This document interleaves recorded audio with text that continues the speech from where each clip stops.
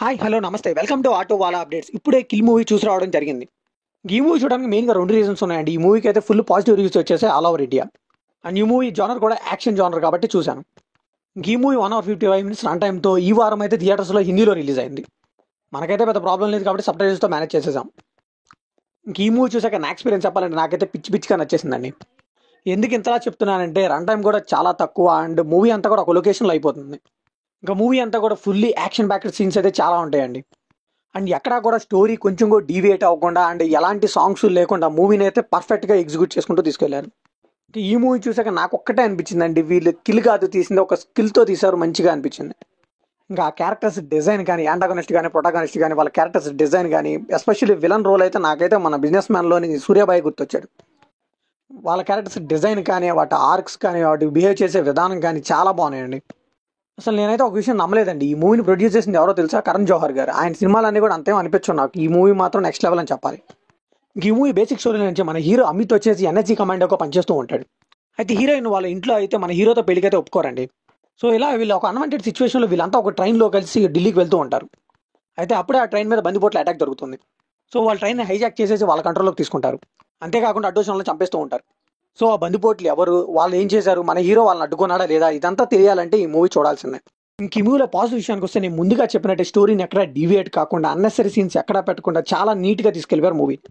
1 hour 30 minutes ఒక యాడర్లైన్ rush, మన action sequence అయితే మామూలుగా లేవని చెప్పాలి. అంతేకాకుండా యాక్షన్ సీక్వెన్స్లో ఆ కొరియోగ్రఫీ కానీ ఆ స్టంట్స్ కానీ ఆ కెమెరా వర్క్ కానీ అండ్ అలానే ప్రతి యాక్షన్ సీక్వెన్స్లో ఒక ఇంటెన్సిటీ అయితే కనిపిస్తుంది. అండ్ ఓన్లీ యాక్షన్ సీక్వెన్స్ కాదండి, ఎమోషన్స్ కూడా ఎక్కడ మిస్ అవ్వకుండా అలా తీసుకెళ్ళిపోయారు మూవీని. నెక్స్ట్ సీన్ ఏమవుతుందా అనే క్యూరియాసిటీని మాత్రం ఆడియన్స్లో బిల్డ్ చేసుకుంటూ తీసుకెళ్లారు క్లైమాక్స్ వరకు.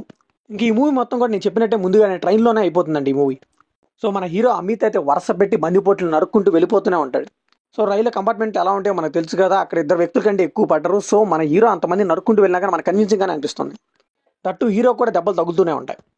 మన హీరో లాగా కొడితే వెళ్ళిపోయి 10 మంది పడిపోవడం అట్లేం ఉండదు, చాలా రియలిస్టిక్గా చూపించారు. సో ఇంక వైలెన్స్ అయితే నెక్స్ట్ లెవెల్ అని చెప్పాలి. నాకైతే జాన్ విక్ 4 చూసారు కదా మీరు, నాకు అదైతే ఆ మూవీయే గుర్తొచ్చింది. సో చూస్తున్నంత సేపు కూడా ఎమోషన్ కనెక్ట్ అయ్యి అదే ఇంటెన్సిటీతో చూస్తూనే ఉంటాం యాక్షన్ సీక్వెన్సెస్ని. ఇంక ఈ మూవీలో లవ్ స్టోరీ కొద్దిసేపు ఉన్నా కానీ ఎమోషనల్ కనెక్ట్ ఎక్కడా మిస్ అవుతుంది. అండ్ మెయిన్గా యాక్షన్ సీక్వెన్స్ కానీ సినిమాటోగ్రఫీ కానీ ఈ మూవీకి పెద్ద ప్లస్ పాయింట్ అని చెప్పాలి. ఇంక ఈ మూవీలో వైలెన్స్ అయితే రక్తపాతం అని చెప్పాలండి. తుపాకులు ఇవన్నీ తక్కువ వాడి సుత్తి కత్తి ఏ దొరికితే దాంతో చంపేస్తూనే ఉంటాడు హీరో. ఇంక ఈ మూవీలో నెగిటివ్స్ విషయానికి వస్తే ఫస్ట్ హాఫ్ అయితే కొద్దిగా స్లో అయింది అనిపించిందండి. సెకండ్ హాఫ్ మాత్రం నెక్స్ట్ లెవెల్లోకి తీసుకెళ్ళిపోయారు.